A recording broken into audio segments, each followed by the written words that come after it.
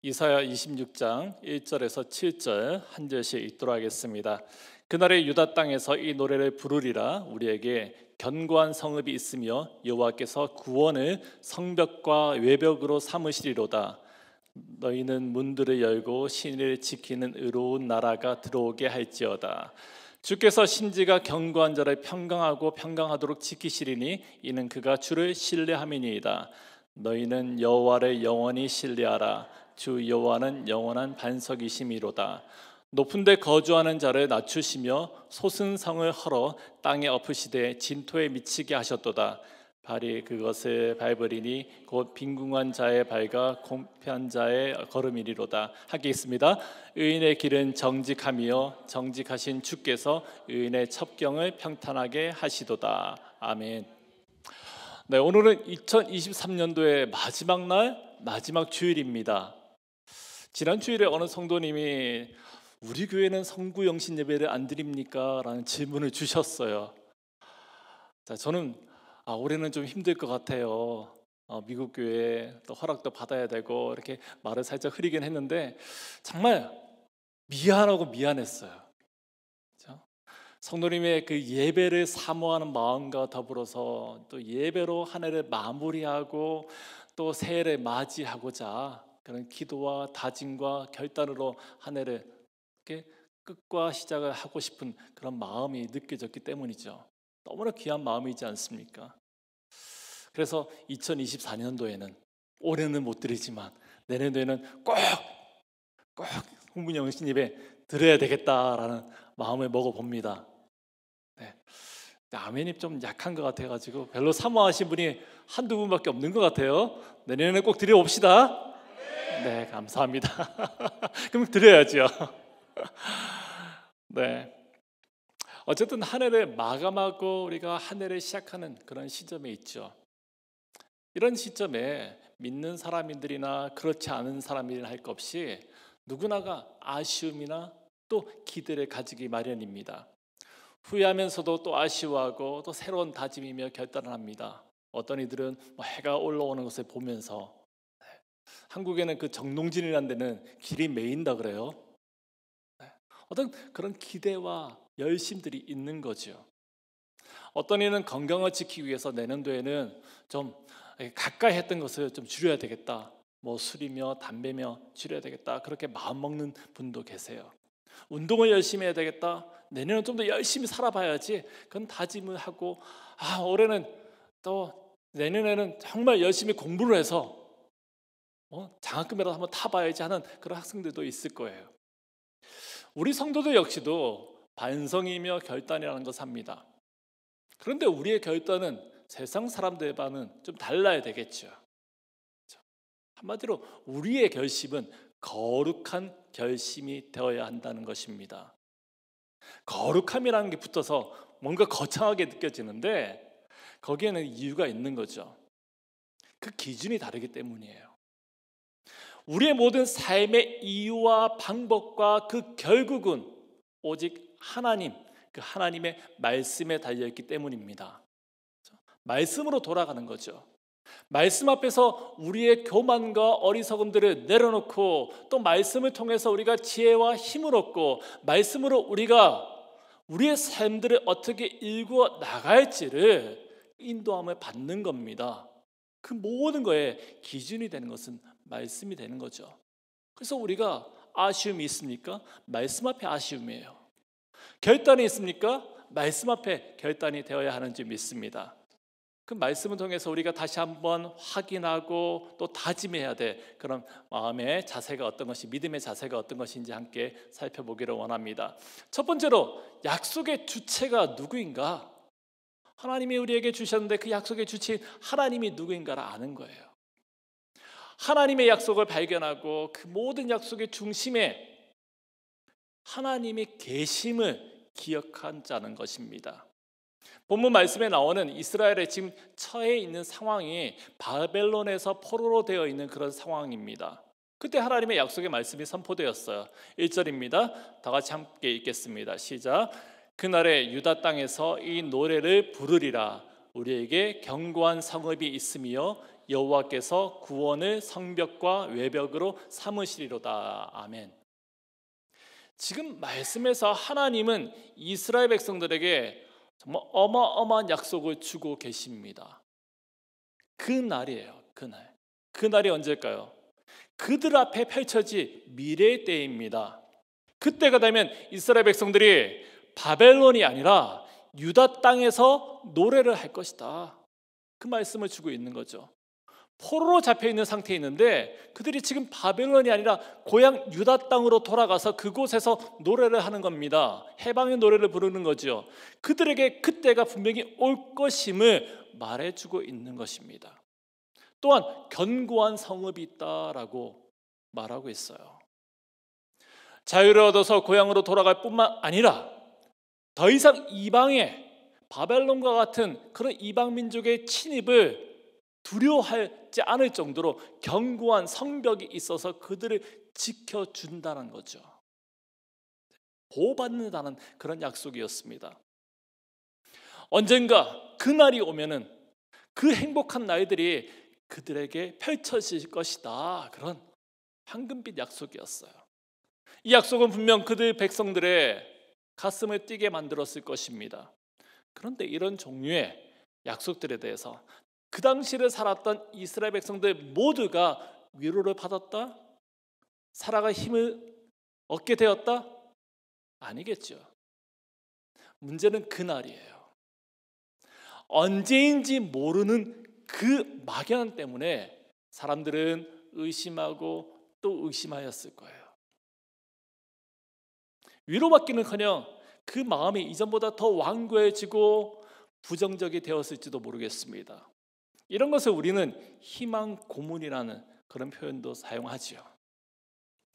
실제로 한국의 일제 강점기에 독립운동에 앞장서서 열심히 그 젊음을 바쳤던 사람들이 한참의 시간이 지난 다음에 변절하여서 친일운동에 앞장섰던 그런 사람들이 있습니다.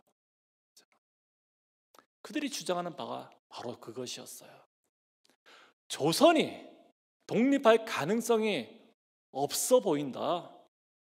점점 희망은 사라지고 더 이상 조선이 아니라 일본인으로 잘 살아보자. 이것이 합당하지 않겠냐. 그렇게 그들은 그 이유 때문에 변절했다라고 그들은 자신들의 변을 내세웠습니다. 20년, 30년, 수십 년 동안 오로지 독립되는 날만을 기다렸는데 점점 세상은 2차 대전, 더 일본은 더 강대해지고 아무리 희망이 없어져 보인다는 거죠. 없어졌다라고 느낀다는 거죠. 그날이 도저히 올 것 같아 보이지 않았기 때문이었습니다. 그들이 느낀 것은 절망이었어요. 과연 그러합니까? 우리가 그 날에 대한 약속이 우리에게 또한 그 백성들에게 희망 고문이 아니다라고 할 수밖에 없는 그런 이유에 대해서 말씀은 너무나도 분명하게 증거하고 있습니다. 1절 말씀 다시 보면은 그날의 유다 땅에서 이 노래를 부르리라. 우리에게 견고한 성읍이 있으며 여호와께서 구원을 성벽과 외벽으로 삼으시리로다. 여러분, 이 말씀이 사람들에게 안심을 주기 위해서, 그죠? 마음을 편하게 하기 위해서 던진 그런 가벼운 말장난이 아니라 소망과 확신과 그리고 역사가 되는 이유를 말씀은 분명하게 밝히고 있는 거죠. 그날에 여호와께서 구원을 성벽과 외벽으로 삼으시리로다. 여호와께서요. 성경에서 하나님을 뜻하는 많은 이름들이 있습니다. 그런데 여기선 유독 여호와라는 표현을 쓰고 있어요. 여호와는 그냥 일반적인 하나님이 아니에요.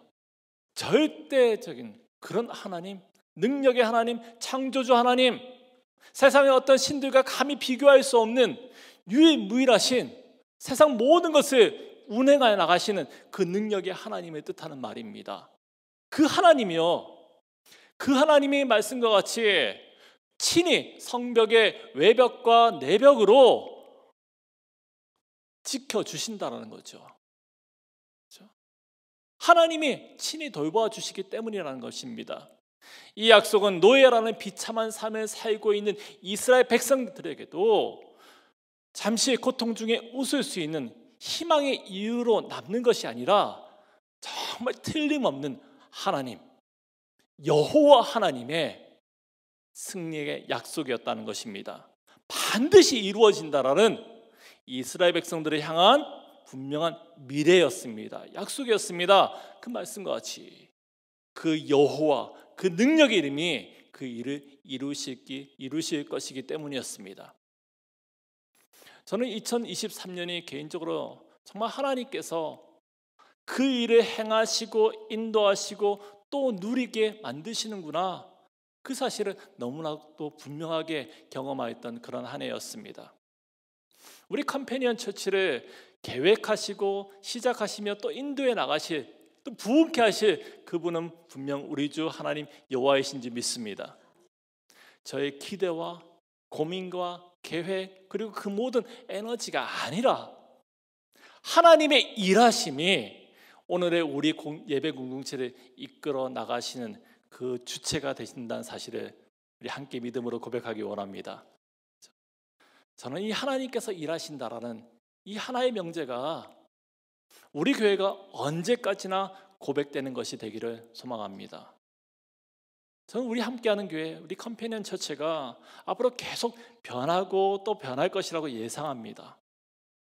어떤 교회를 운영해 나가는 원리, 전통, 방법 그런 것이 아니라 하나님이 운행하심에 따라서 반응하고 그 인도하심에 순종해 나가는 것이죠.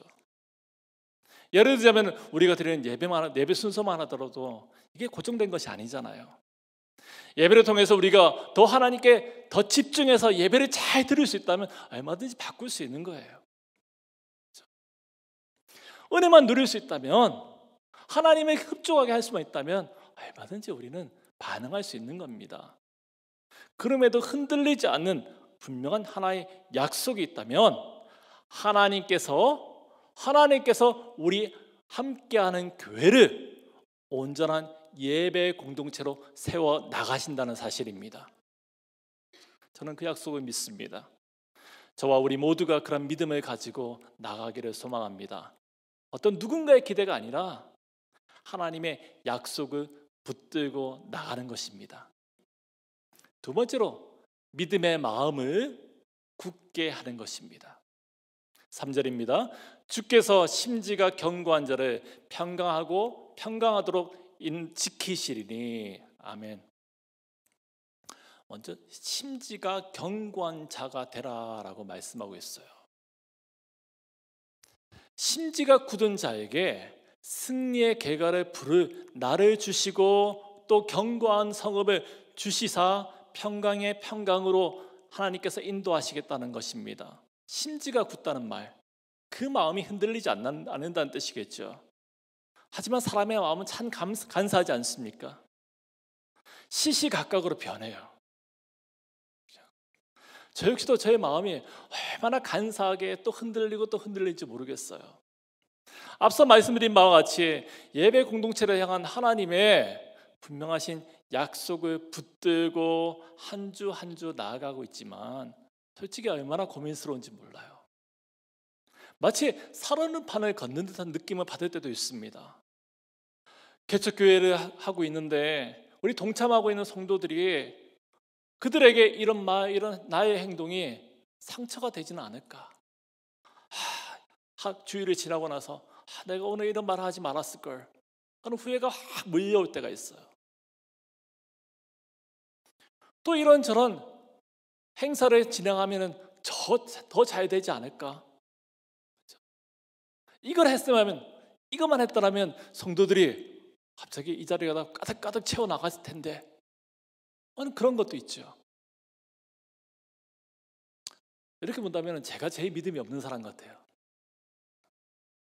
그래서 내 본문에서 증거하는 믿음이란 것은 근본적으로 어제나 오늘이나 영원토록 동일하신 여호와 하나님을 믿는 믿음입니다. 나는 얼마든지 흔들릴 수 있어요. 넘어질 수 있어요. 약해요. 그런데 나를 붙들고 계신 하나님은 절대 흔들리지 않는다는 그 믿음입니다.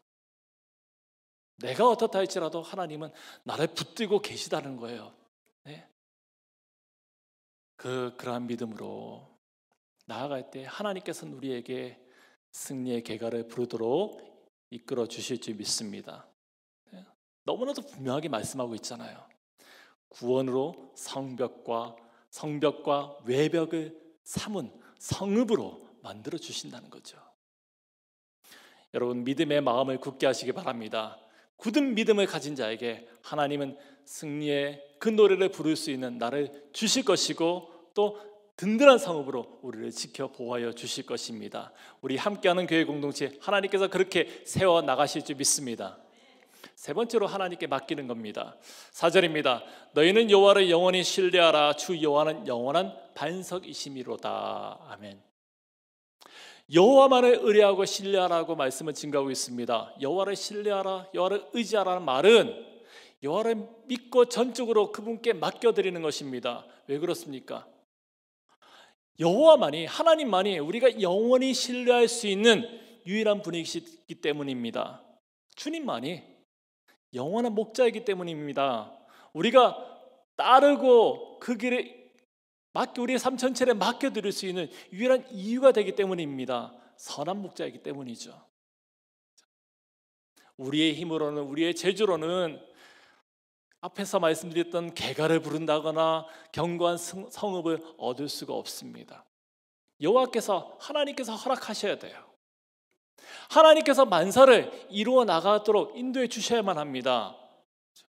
하나님을 믿고 따르기만 하면, 맡겨드리기만 하면 하나님께서 그 일을 이루어 나가시는 것입니다.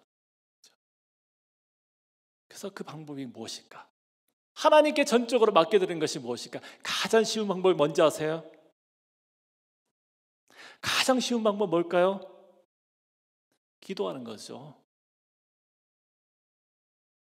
우리의 한계를 여호와 앞에서 인정하고 전적으로 그분께 의지하면서 우리의 모든 과제를 하나님께 의탁한다, 맡겨드린다는 것입니다. 그렇다면 반드시 승리의 노래를 부를 날을 주시겠다는 거예요. 생각해 보십시오. 지금 70년 동안 바벨론에서 포로 생활하고 있습니다. 그런데 그럼에도 불구하고 하나님께서 전적으로 그들의 삶 전체를 맡겨드린다는 거죠. 그들의 기쁨, 그들이 좋은 것, 이것뿐만 아니라 그들의 아픔과 슬픔과 지금 당한 모든 고통의 문제들 전체를 하나님께 맡겨드릴 때 하나님께서 그들의 삶을 정말 유다 땅에서 노래할 수 있도록 이끌어 나가신다는 겁니다. 구원 허락해 주신다는 겁니다. 저는 우리 함께하는 우리 교회 공동체가 정말 기도로 주님께 맡겨드리고 그 인도하심에 신실하게 순종해 나가는 그런 공동체 되기를 소망합니다.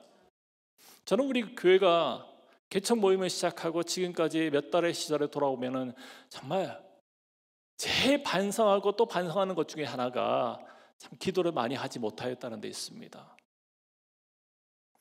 사실 우리 교회 면면을 볼 때 개척교회니까 아니면 개척교회 것이다 라고 누군가 생각하면 어떤 기대란 그림이 있잖아요. 그런데 우리는 그것보다 더 많은 걸 지금 누리고 있지 않습니까? 그러면 그런 얘기들 하죠. 개척교회 치고는 참 훌륭하네. 감사한 일이에요. 정말 감사한 일이죠. 그런데 한편으로는 너무나도 하나님 앞에 부끄러운 거예요. 참 많이 기도하지 않았음에도 불구하고 이만큼이나 부어주시고 인도해 주신 것에 대해서 참 부끄러운 것이죠. 하나님, 우리가 이렇게 했습니다 라고 말할 수 없는 거예요.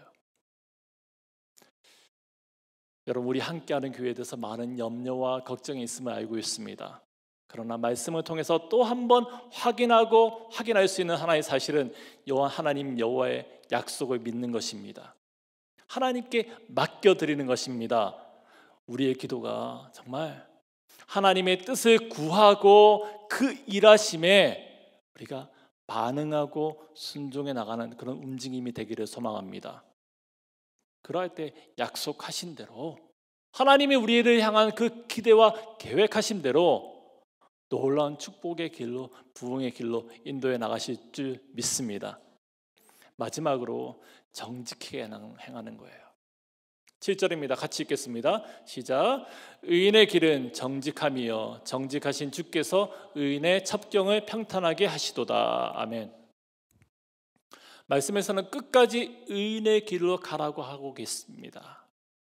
의인의 길은 정직한 길이죠. 우리는 처음에는 정직하게 잘 살아요. 그러다가 잘 안 되면 포기하죠. 정직하기를 포기해요. 그러면서 사람들을 향해서 이야기하죠.